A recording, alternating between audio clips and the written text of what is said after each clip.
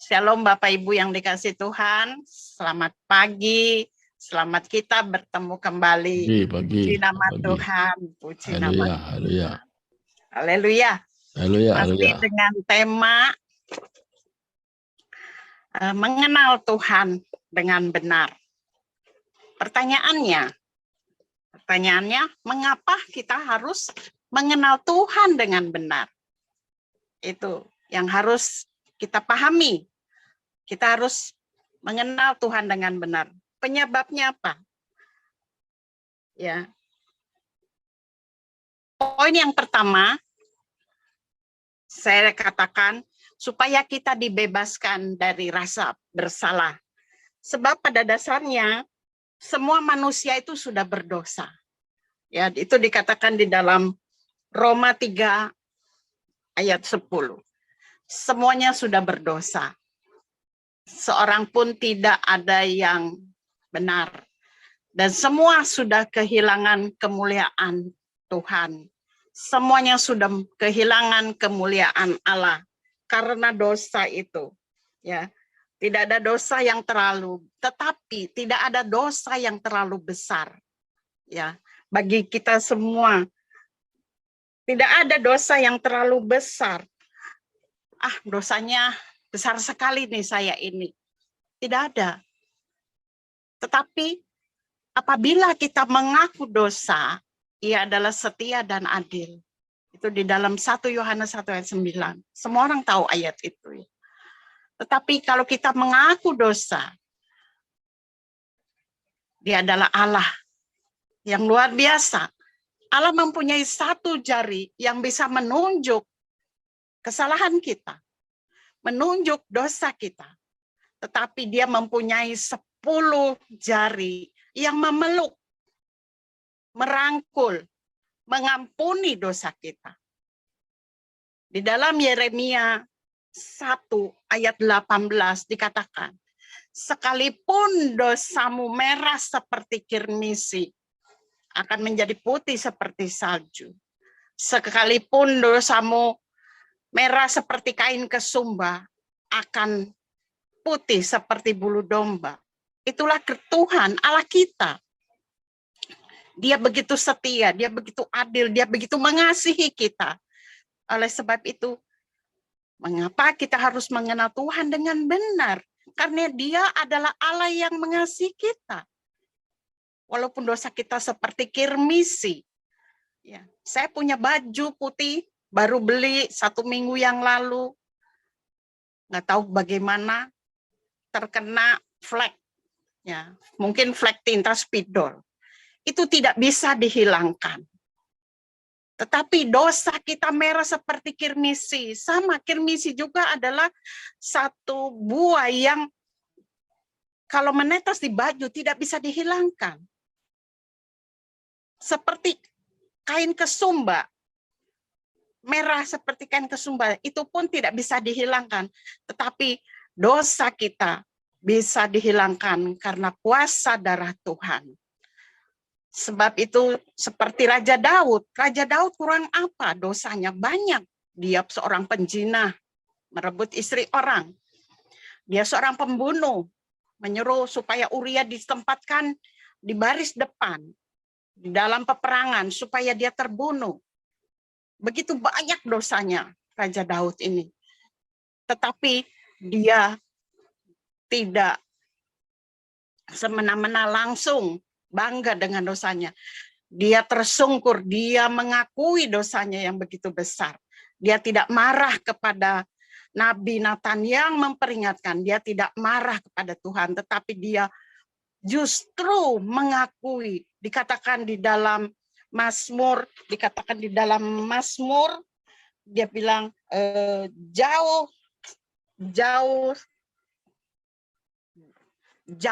dari barat, dari timur ke barat, engkau melemparkan dosaku dan engkau membuang pelanggaranku.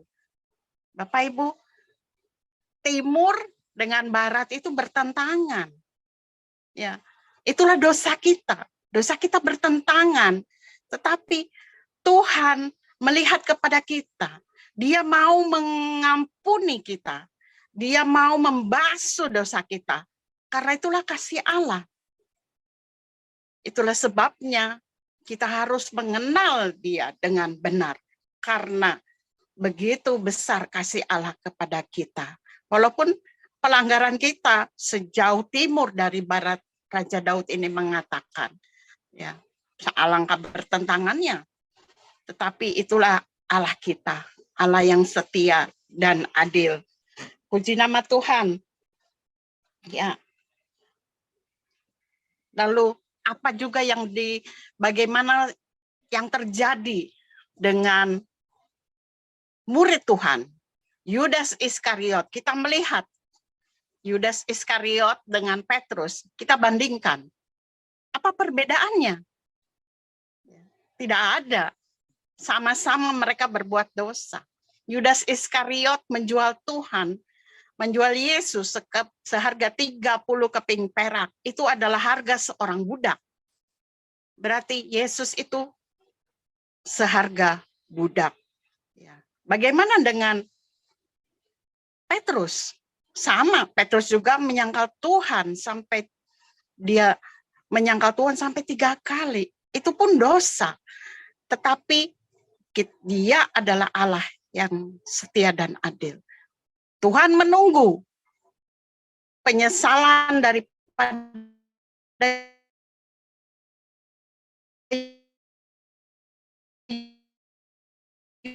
Yudas Iskariot.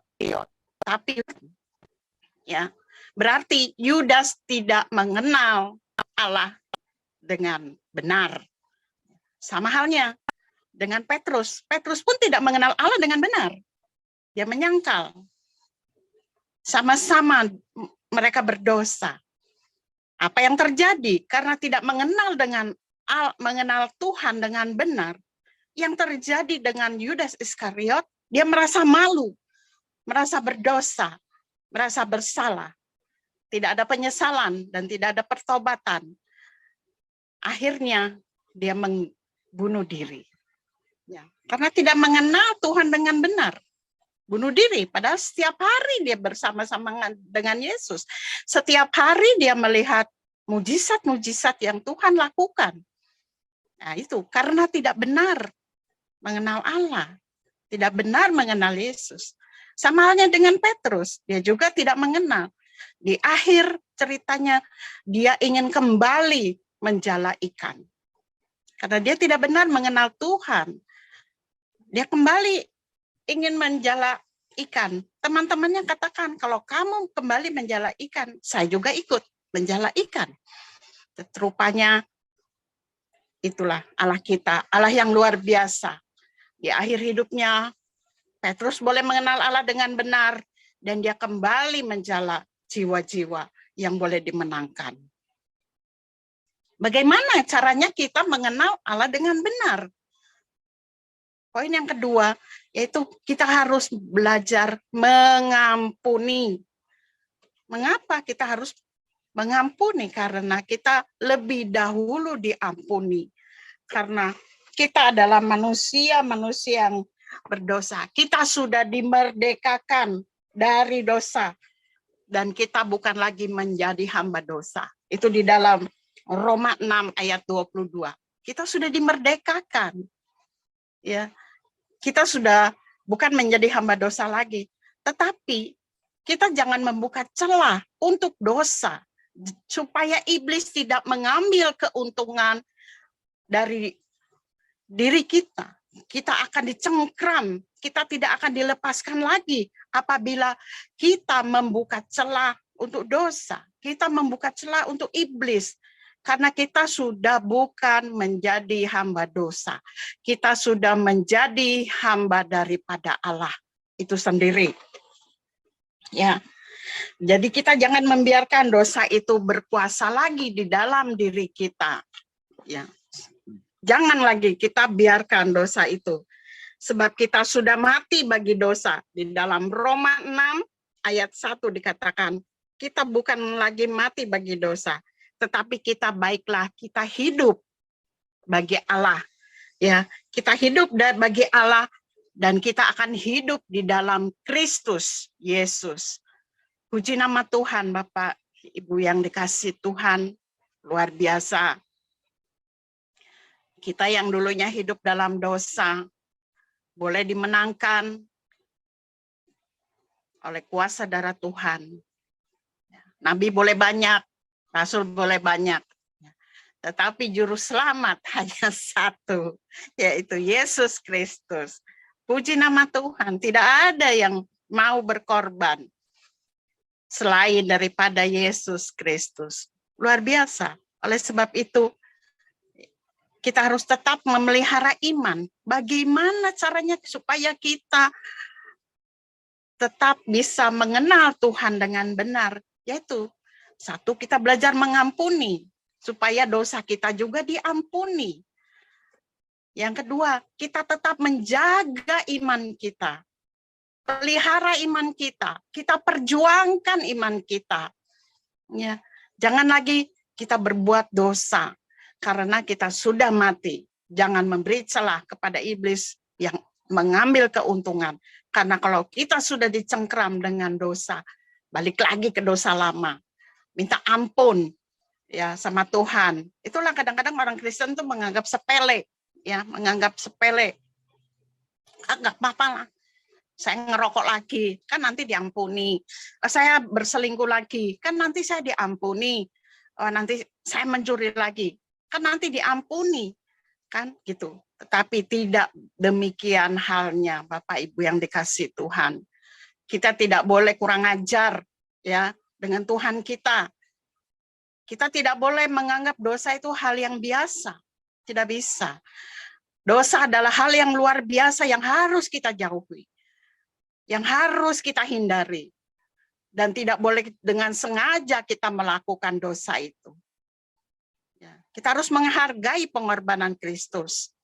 Itulah bagaimana kita mengenal Tuhan dengan benar. Yaitu kita harus menghargai pengorbanan Kristus. Jangan mentang-mentang sedikit-sedikit dosa, nanti diampuni. Nanti dosa lagi, berbuat dosa, diampuni. Tidak bisa seperti itu. Sebab kita sudah menjadi milik Kristus. Ya, kita sudah menjadi milik Kristus yang begitu luar biasa pengorbanannya. Bisa kita lihat ya, saya akan bacakan di dalam Ibrani 10.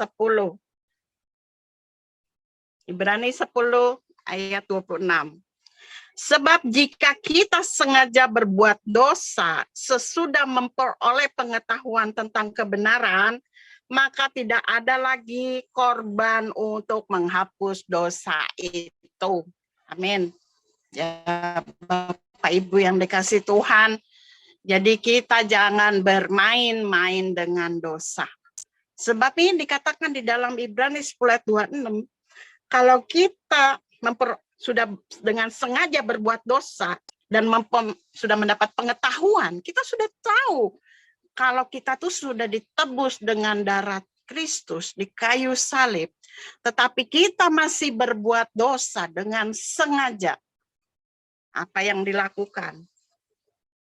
Tidak ada lagi korban ya untuk penghapus dosa itu. Bisa kita lihat lagi di selanjutnya di dalam Ibrani, masih di dalam Ibrani 10 ayatnya yang ke-38. Akan saya bacakan ya.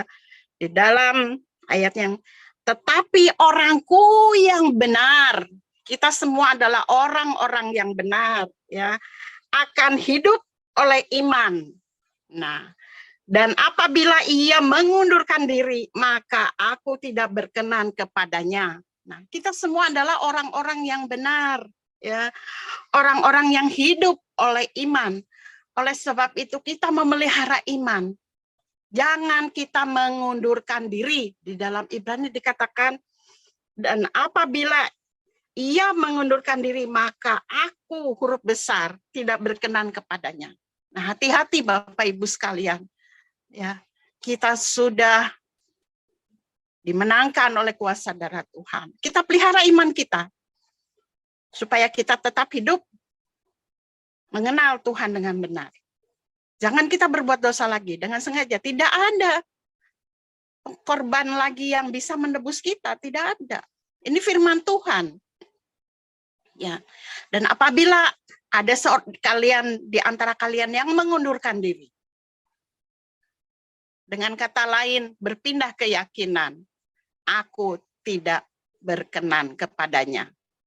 Nah, ini hati-hati Bapak Ibu, ya. Mari kita pelihara iman kita sampai Tuhan datang. Apakah Tuhan masih melihat iman kita di bumi saat Dia datang? Nah, hati-hati. Selanjutnya, tetapi kita bukanlah orang-orang yang mengundurkan diri dan binasa. Nah, ini firman Tuhan katakan. Kita yang ada di sini, di dalam Zoom ini, di dalam komunitas The Power of Love, bukanlah orang-orang yang mengundurkan diri. Amin. Kita bukanlah orang yang mengundurkan diri dan binasa. Tetapi kita adalah orang-orang yang dibenarkan karena iman. Puji nama Tuhan. Lalu dikatakan orang-orang, tetapi orang-orang yang percaya dan yang beroleh hidup. Berarti kita adalah orang-orang yang diberi hidup yang kekal karena kita memelihara iman dan kita tidak mengundurkan diri karena kita tidak mau menjadi orang yang binasa. Ya, itulah firman Tuhan. Begitu tajam bagaikan pedang bermata dua. Ya, dikatakan supaya kita jangan bermain-main dengan dosa karena kita mau mengenal Allah dengan benar. Kita mau mengenal Allah dengan sungguh-sungguh. Kita bukan mau bermain-main dengan dosa. Biarlah Tuhan akan memelihara iman kita. Tuhan akan menolong kita semua. Karena Tuhan adalah Allah yang setia dan adil. Dia sudah melemparkan dosa kita jauh ke dalam tubir laut. Dia sudah melemparkan kita. Dia sudah menguburkan. Oleh sebab itu kita jangan sekali lagi bermain-main dengan dosa. Bapak Ibu, ingatlah di dalam Ibrani tadi dikatakan, Ibrani 10:26, bahwa kalau kita dengan sengaja berbuat dosa, tidak ada lagi korban penghapus dosa. Terima kasih, puji nama Tuhan. Firman Tuhan tidak saya perpanjang. Biarlah firman Tuhan ini menjadi rema di dalam kehidupan kita, kehidupan Bapak, Ibu, dan juga di dalam kehidupan saya secara pribadi. Biarlah kita bisa mengenal Allah dengan benar. Kita akan belajar bagaimana mengampuni. Kita akan belajar juga memelihara iman supaya Tuhan tetap melihat iman kita saat Dia datang. Amin. Puji Tuhan, Tuhan Yesus memberkati. Mari kita berdoa. Segala puji nama Tuhan, terima kasih ya Bapa, dalam nama Tuhan Yesus. Engkau begitu baik. Hamba-Mu boleh berhenti bicara, tetapi firman-Mu terus akan berkata-kata di dalam setiap hati kami ya Tuhan. Biarlah kami boleh hidup dengan iman kepada Kristus. Engkau begitu baik bagi kami, Engkau sudah rela berkorban bagi kami sebagai korban tebusan. Biarlah kami boleh menjadi orang-orang yang kudus Tuhan, orang-orang yang hidup oleh karena iman. Terpujilah nama-Mu Bapa. Terima kasih Bapa. Haleluya. Amin, amin, amin. Amin. Terima kasih Bu Joy. Ya, kita langsung masuk kepada breakout room. Nanti di breakout room kita bisa bersaksi bagaimana Tuhan selalu baik buat kita. Kita masuk room. Ya.